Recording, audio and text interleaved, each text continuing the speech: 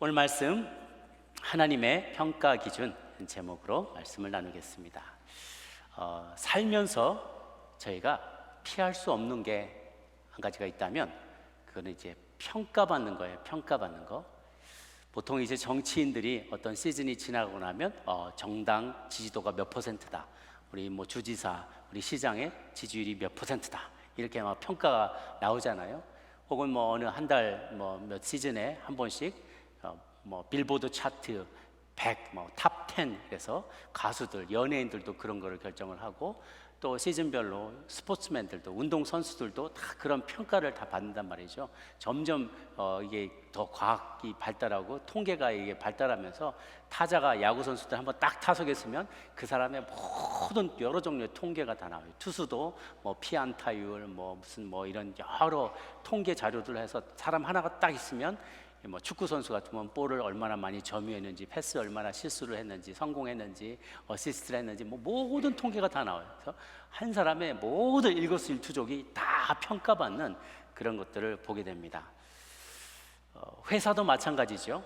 주식회사는 연말이 되면 주주들의 평가를 받아요. 그래서 얼마나 사업 성과가 있었느냐, 이사회가 열리고 또 CEO들도 평가를 받고 또 잘했는지 못했는지 이런 거에 따라서 성과급을 받기도 하고 또 문책을 당하기도 하고 그런 일들이 있습니다.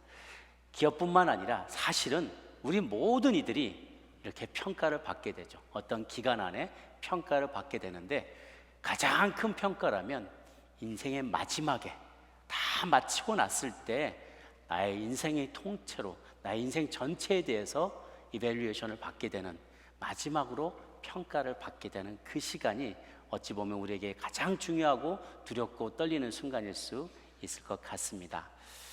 그런데 문제는 이 땅에 사는 동안에 인간의 평가는 불완전하단 말이에요. 때로는 불공정하기도 해요.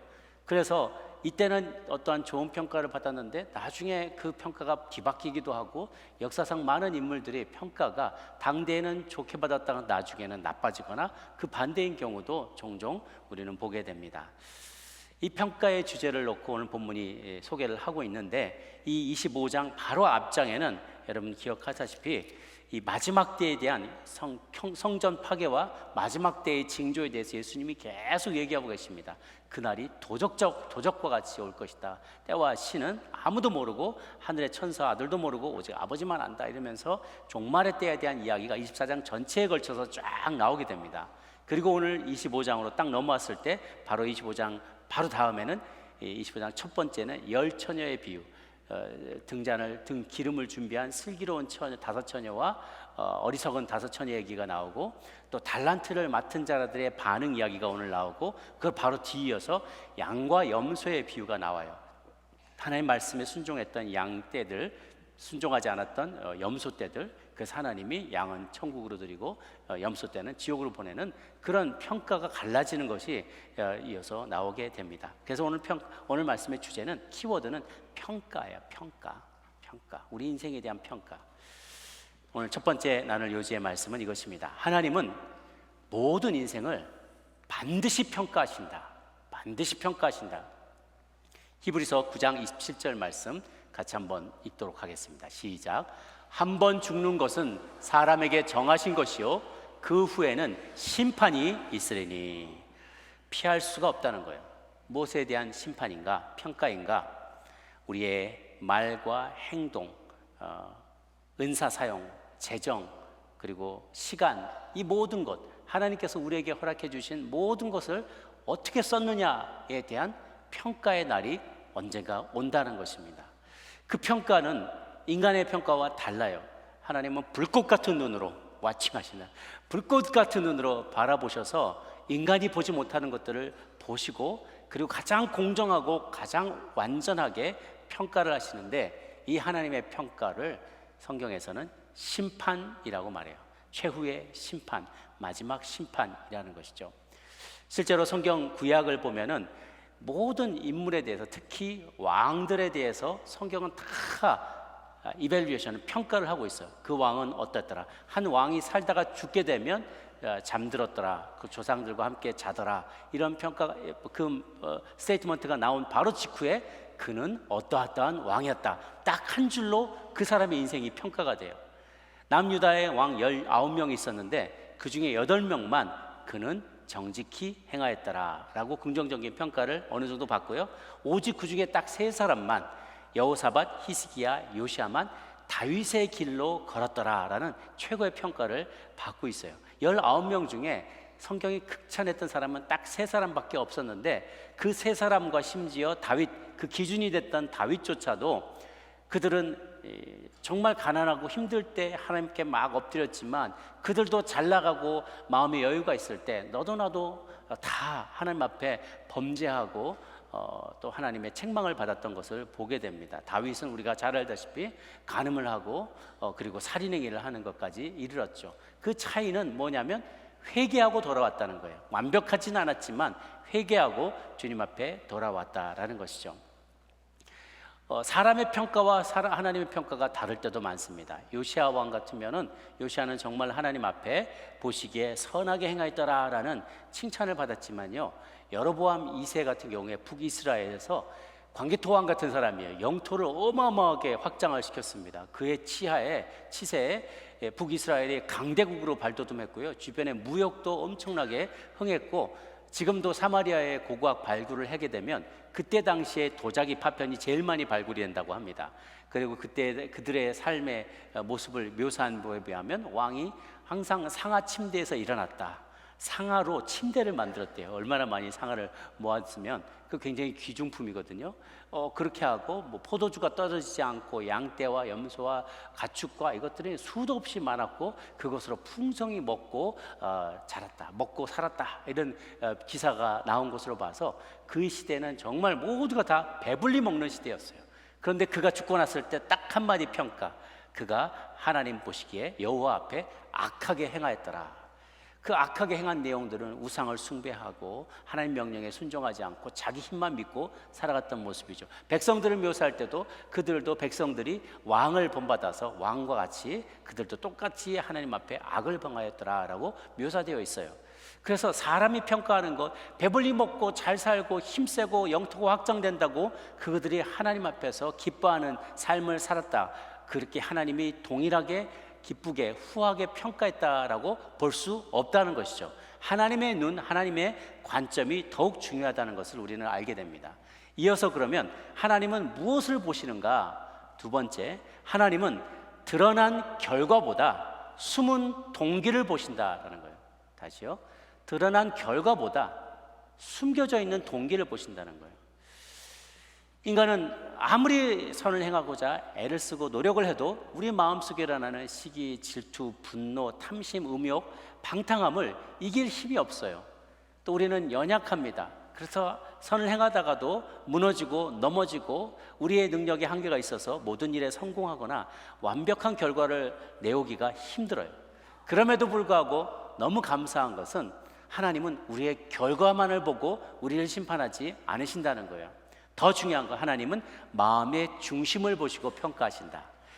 고린도전서 4장 5절 말씀을 같이 한번 읽도록 하겠습니다. 시작. 그러므로 때가 이르기 전 곧 주께서 오시기까지 아무것도 판단하지 말라. 그가 그때 각 사람에게 하나님께로부터 칭찬이 있으리라. 아멘. 보면 아무것도 판단하지 말라는 거예요.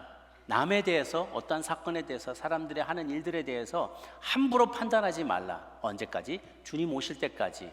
모르는 일이라는 거예요. 그때가 됐을 때 주님께서 사람들은 모르고 있었던, 우리는 겉모습밖에 못 보니까 저 사람은 너무너무 위대한 사람, 훌륭한 사람, 우리가 존경하고 그렇게 추앙하던 사람들의 이면의 추악한 모습을 우리가 보게 될 수 있다는 거예요.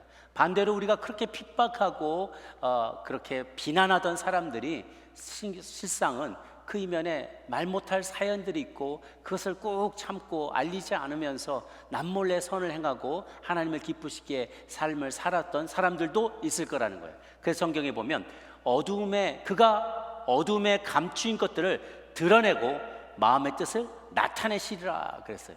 감추었던 것들이 있다는 거예요. 지금도 우리가 살아가는 동안에 사람들 가운데 감춰진 것들이 있어요.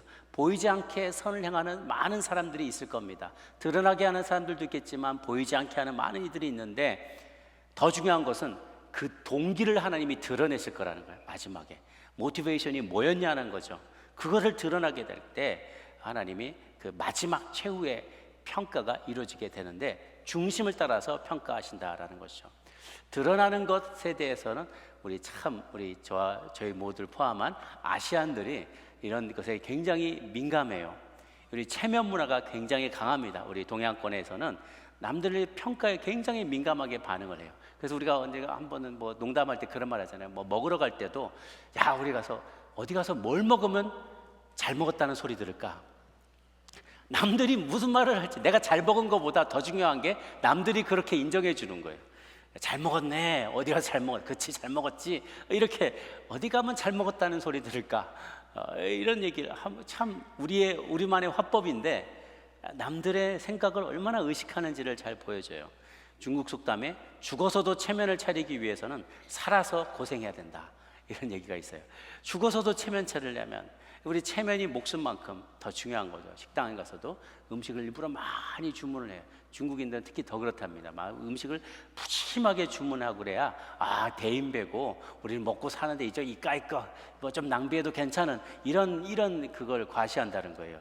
제가 중국에 갔을 때 홍콩에 있을 때 제가 언제 한번 말씀드렸죠. 이렇게 잘 사는 사람의 사인이 여기 배에 기름이 많이 묻은 거예요. 이렇게 새까맣게 기름이 많이 묻은 거예요.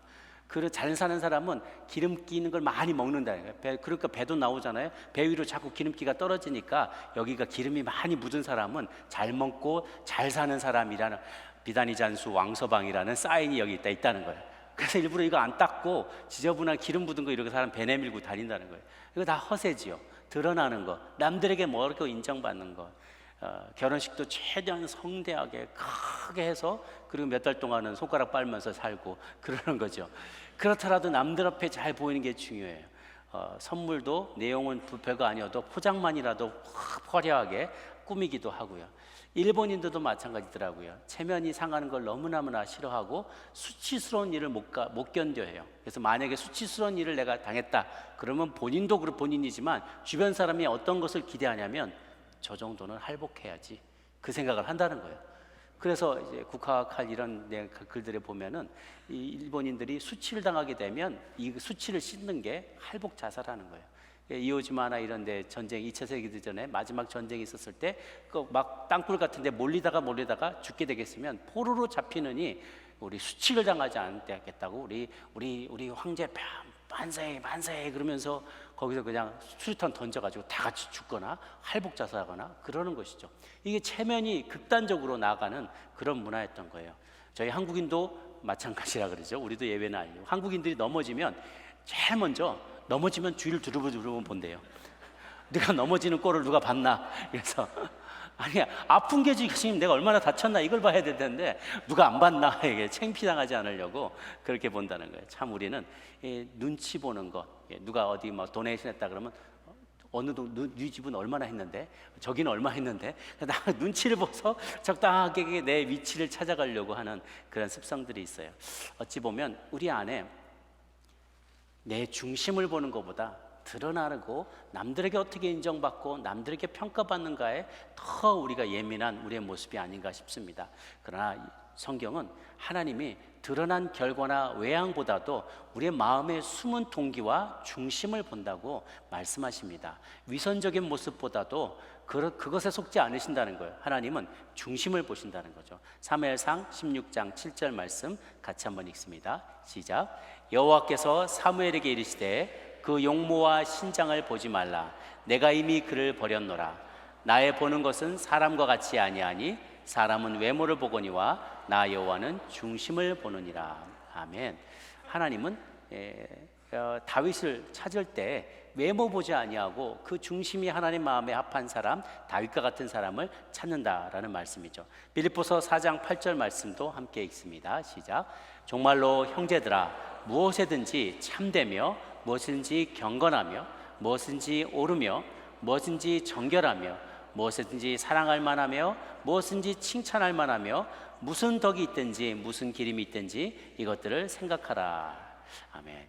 여기에 무엇이든지 무엇을 할 때든지 이런 표현이겠죠. 무엇을 하다, 이 말은 당신이 어떤 직업에 있든지 어떤 지위에 있든지 어느 때이든지 간에 당신의 지위나 어떤 지위나 어떤 일을 하느냐, 그 일의 종류가 중요한 게 아니라라는 거예요.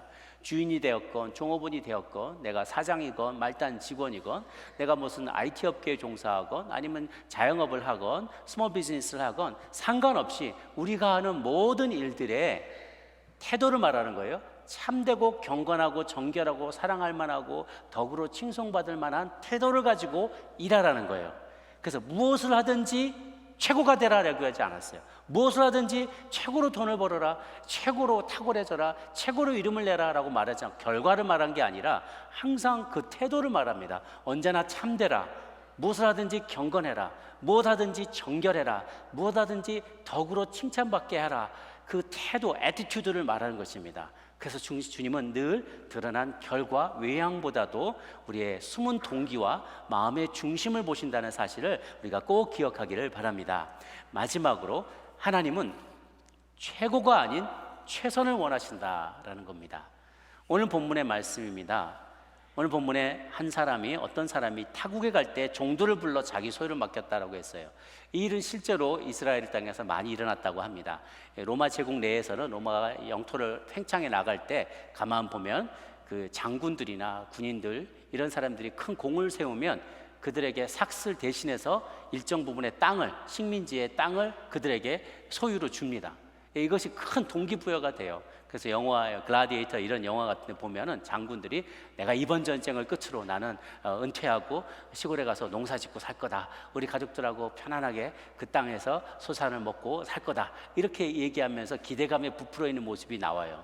실제로 전쟁이 끝나고 나면 많은 이들이, 군인들이나 귀족들이 식민지의 한 땅의 일부를 불화받아서, 그런데 거기서 사는 사람도 있었지만 아무래도 자기 고향과 멀리 떨어져 있으면 불편하니까 그 땅을 누구에게 대신 소작을 주든지 혹은 어떤 물질을 누구에게, 사람들에게 나눠줘서 자신이 장사를 하든지 뭘 하든지 해서 자기가 돌아왔을 때 그 세를 받아서 그것으로 또 본인이 은퇴 후의 삶을 살기도 했다고 합니다. 그래서 그러한 주인 중에 한 사람이 땅을 줄 수도 있지만 또 자신의 가진 재산의 일부를 그 현지인들에게 나눠줘서 그거 가지고 이윤을 얻어내라 라고 요청하고 떠났다라고 볼 수가 있겠어요.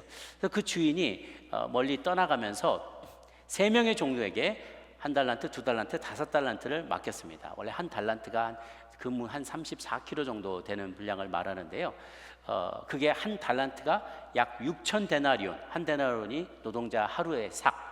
그래서 6천일, 한 노동자 한 사람이 거의 20년 동안을 꼬박 모아야 만질 수 있는 어마어마한 돈입니다. 그래서 1달란트가 결코 작은 게 아니에요. 어마어마하게 큰 돈을, 그리고 2달란트, 5달란트는 최고로 가장 많이 준 것이죠.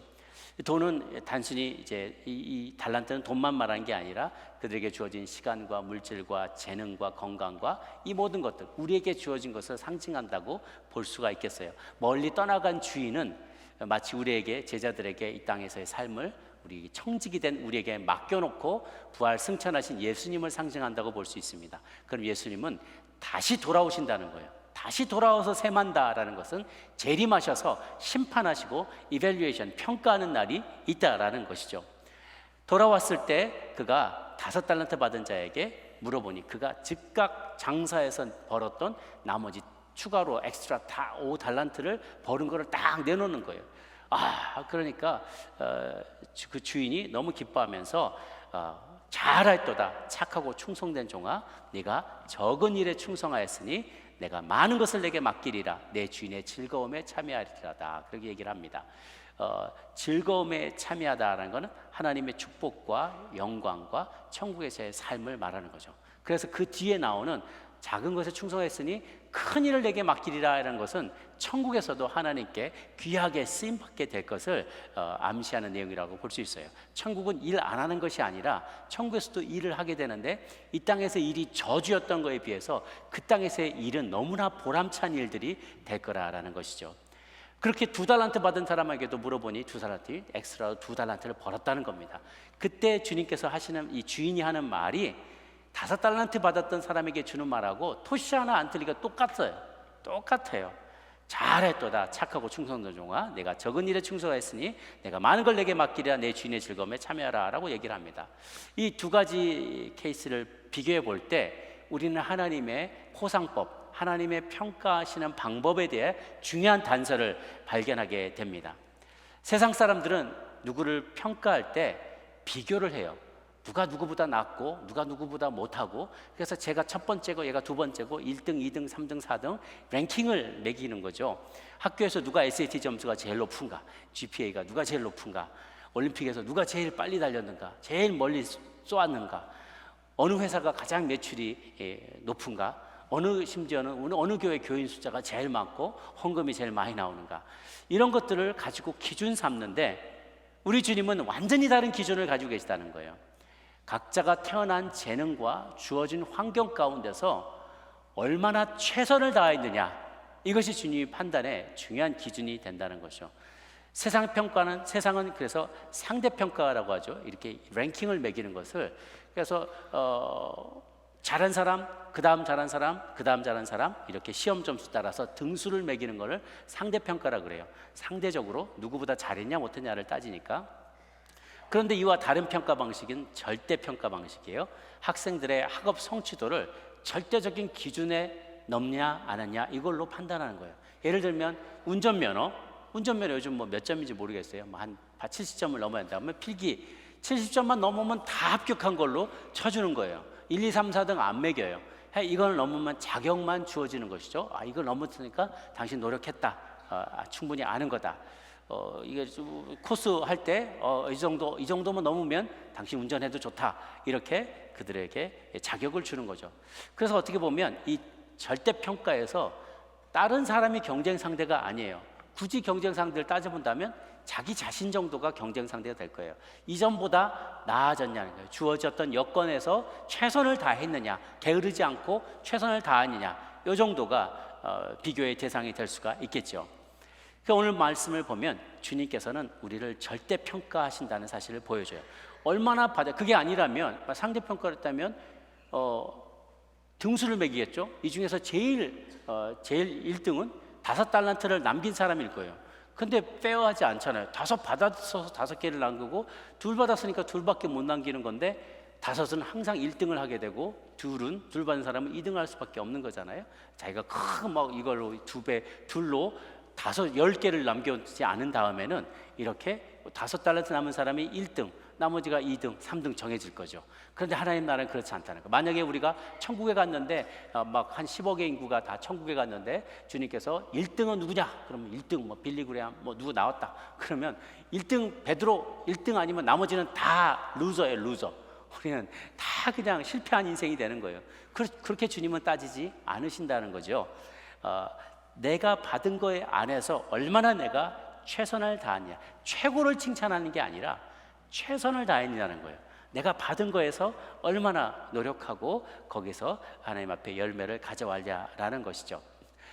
고린도전서 4장 2절 말씀을 같이 한번 읽어보도록 하겠습니다. 4장 2절 말씀입니다. 시작. 그리고 맡은 자들에게 구할 것은 충성이니라. 우리는 주님께서 주신 것을 잠시 맡아 운영하는 스튜어드, 청지기, 관리인입니다. 더 많이 받거나 덜 적게 받은 이들에 대해 우월감이나 열등감을 가질 필요가 없어요. 하나님은 우리를 은혜로 구원하시지만 믿음의 행동으로 열매 맺는 인생을 살기를 주님은 원하시는 거죠. 사도행전 9장에 보면 사도 바울이 복음을 깨닫게 되자 그 즉시 현장으로 나가고 그리고 회당으로 나가서 말씀을 증거하는 그런 모습을 보게 됩니다. 주님께서 요구하시는 것은 충성이라는 거예요. 뒤늦게 시작했지만 바울은 뒤늦게 제자가 되어서 시작했지만 거기서도 최선을 다해서 섬기는 것이죠. 죽을 때까지 주를 섬기는 것입니다. 여러분, 개인적으로는 나는 1달란트밖에 못 받았어 라고 생각하는 분도 있을 거예요. 나는 2달란트, 어떤 분은 5달란트 받은 분도 있을 겁니다. 저는 목사로서 저희 교회를 생각할 때 아무리 이런저런 부족함들이 있어도 저희 교회는 5달란트 이상을 받은 교회라는 생각이 들어요. 많은 축복을 주셨습니다. 큰 공간에서 이렇게 많은 성도님들이 마음껏 하나님을 예배하여, 제가 지난번에 집회를 갔더니 장로님 한 분이 기타 가지고 피아노도 반주자를 못 찾았대요. 그래서 장로님 한 분이 부흥회 때서부터 주일까지 계속 기타로만 찬양 인도를 하세요. 섬기는 분들도 정말 몇 분이 없으세요. 그래서 이제 목사님 너무 어떻게 이렇게 안 되시냐 그러니까 아무리 찾아도 섬길 사람을 찾을 수가 없다는 거예요. 그런데 그거에 비해서 저희는 뭐 찬양팀도 서너 팀들이 되고요, 성가대도 예배마다 다 있고요, 수요일 날도 성가대 있는 데가 거의 없습니다. 저는 이거 볼 때마다 너무 큰 축복이라고 생각이 들어요. 그럴 때 이 5달란트 받은 사람에게 주님은 뭘 원하시냐는 거예요. 뭘 요구하시냐는 것이죠. 그냥 자랑하고 있으라고 이렇게 복을 주셨을까요? 참말의 말씀이에요. 5달란트를 받은 자에게 더 많이 요청하신다는 겁니다. 여러분, 어쩌면 여러분 가운데 교인이 많으니까 숨기 좋다, 나 하나쯤 안 섬겨도 이 교회는 잘 돌아가는 것 같다라고 와 계시는 분이 있을지 몰라요. 그러나 주님은 우리에게 많은 것을 기대하십니다. 이미 저희 교회 하반기에 본당을 오픈하고 컴센터를 오픈해서 많은 분들이 저희 교회를 사용하고 계세요.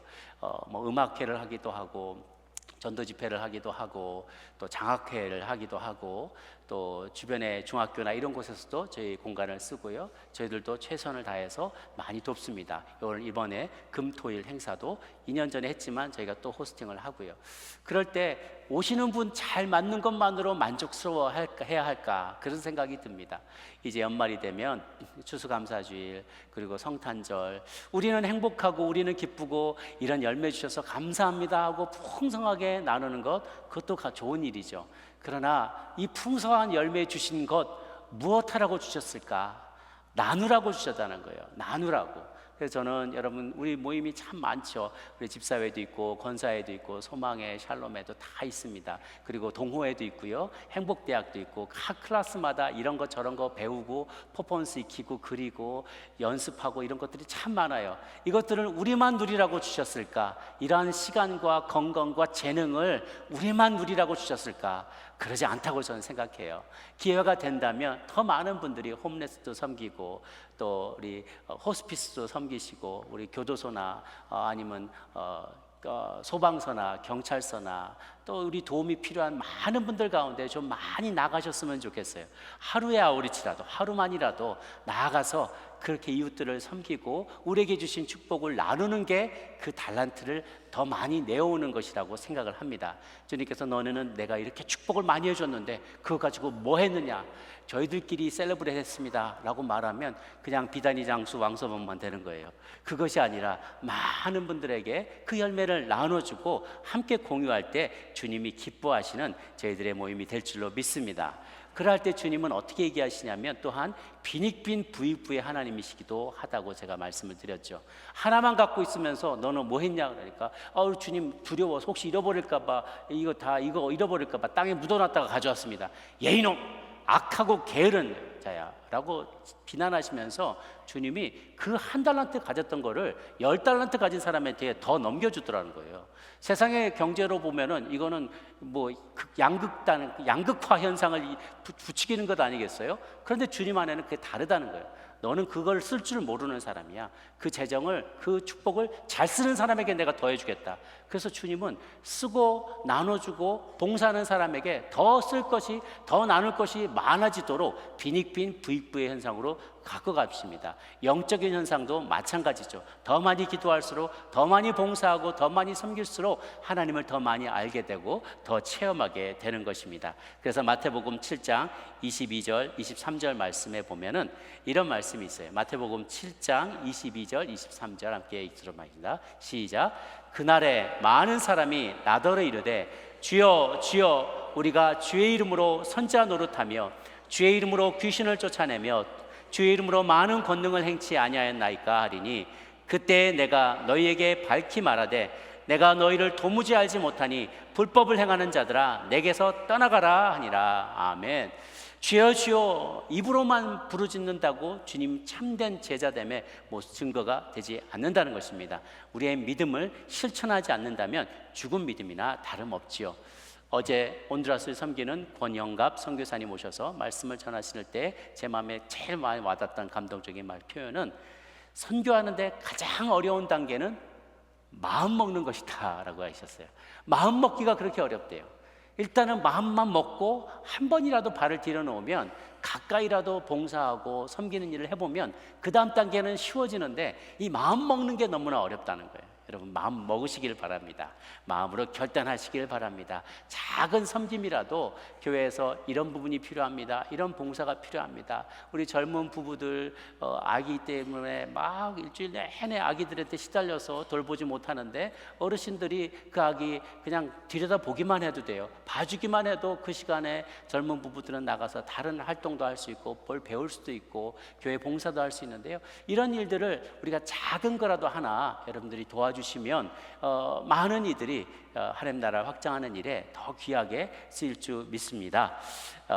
저희가 굳이 만약에 이렇게 하나님 안에서 좋은 평가를 받기를 원하고 우리가 자라나기를 원할 때 정말 우리에게 기준이 되고 우리가 경쟁할 상대가 만약에 있다면 그 정말 진정한 상대는 다름 아니라 바로 예수님이 될 거라 생각이 들어요. 에베소서 4장 15절 말씀을 같이 한번 읽어보도록 하겠습니다. 4장 15절 시작. 오직 사랑 안에서 참된 것을 하여 범사에 그에게까지 자랄지라. 그는 머리니 곧 그리스도라. 아멘. 절대평가의 기준이 있다면 그에게까지 자라나기 위해 애쓰는 거예요. 그에게까지 자라나도록 애쓸 때, 수고하기에 애쓸 때 우리는 날마다 끊임없이 성장하기를 원합니다. 범사의 그리스도에게까지 자라가기를 굳게 마음 먹고 돌아가서 한 주간 승리하시는 여러분 모두가 되시기를 주님의 이름으로 축복합니다. 기도하겠습니다.